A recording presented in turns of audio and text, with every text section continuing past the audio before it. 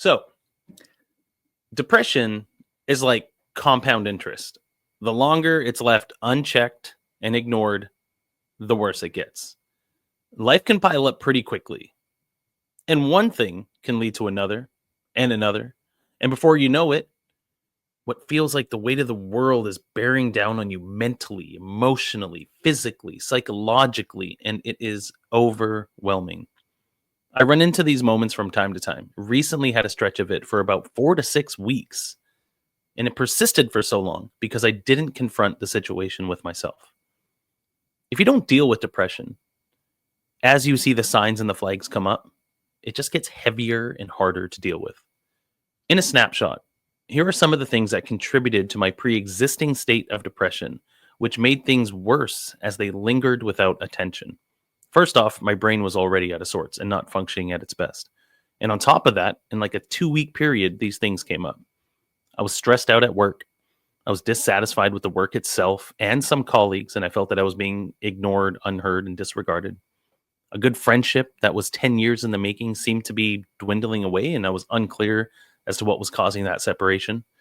I was kicked out of a volunteer group and felt that I was wrongfully let go. And more importantly, was intentionally ignored throughout the meetings I attended. My cat was sick. The vet bills were adding up. And throughout all of this, I was sleeping 4 to 5 hours a night with disjointed and broken sleeps. And when you have a busy life with young kids, lack of sleep adds up really quickly.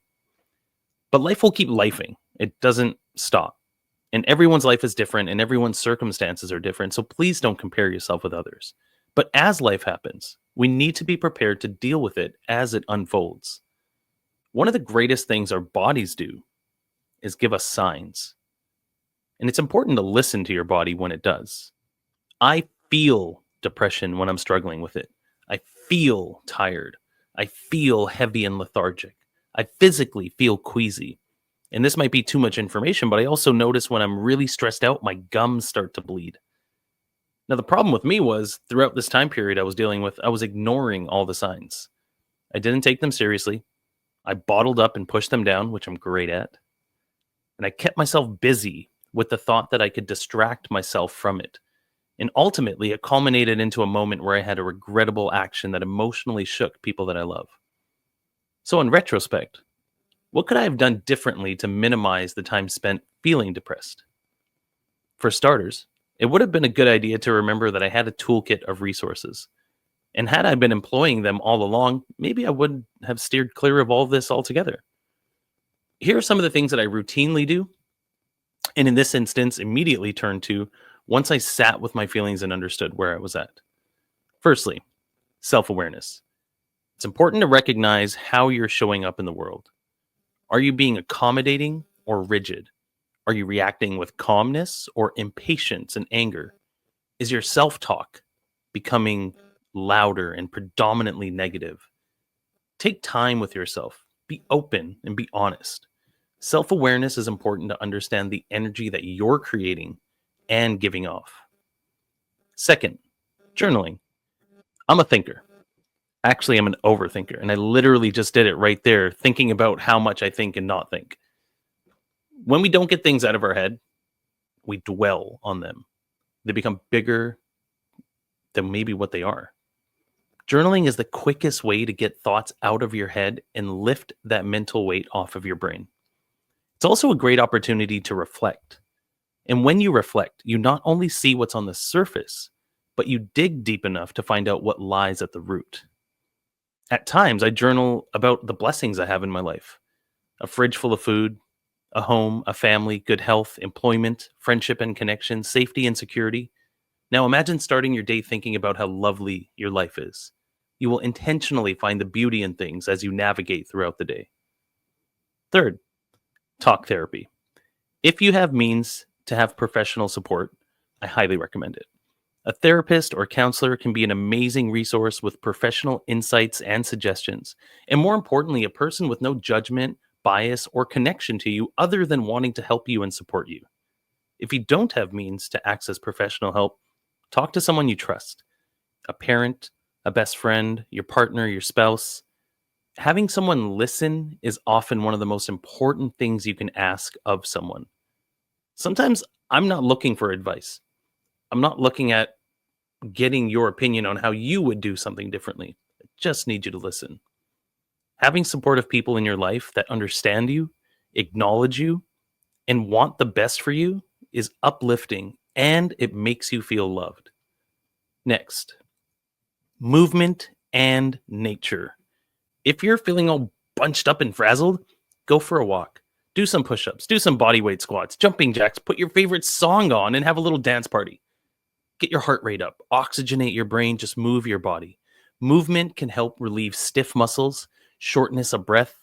It can relieve stress and trigger the release of endorphins, improving your sense of well being. And nature, it's imperative to interact with nature. Go for a walk through a forest, smell the pine, listen to the sounds. Go sit by the beach, walk on a grassy field with your shoes off.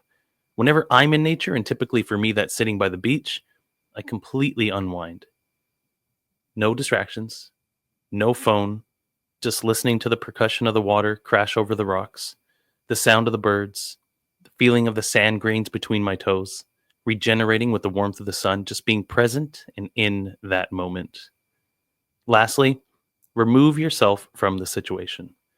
Sometimes the best thing you can do is just remove yourself from a conversation, an environment, a room, your house, whatever it might be.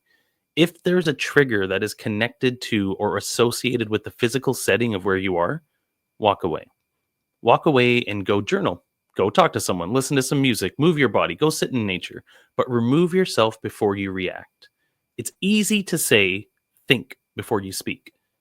But sometimes we're in such a vulnerable place that we react poorly without considering the consequences. And the best way to avoid that is just to walk away. So, what's a recap?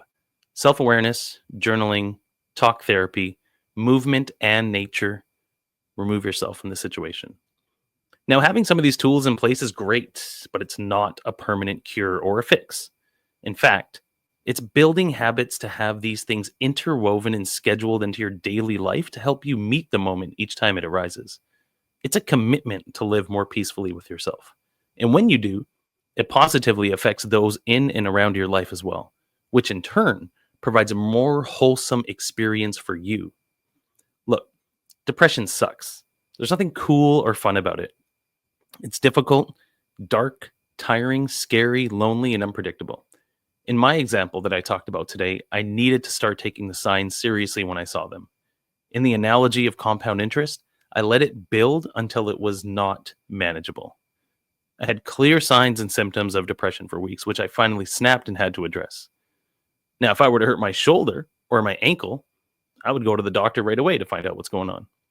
But for some reason, I'm not always as responsive with my brain. I think if we look at mental health the same way we treat physical health, we might be able to save ourselves a bit of grief in the short and long term. I hope you found some value in what I shared today. I appreciate you listening. I appreciate your time, and I thank you for letting me share. I hope you have an amazing day. I hope you're well. Please be kind to yourself and others. This is Stephen Samuel for Checking In, Checking Out. Peace and love.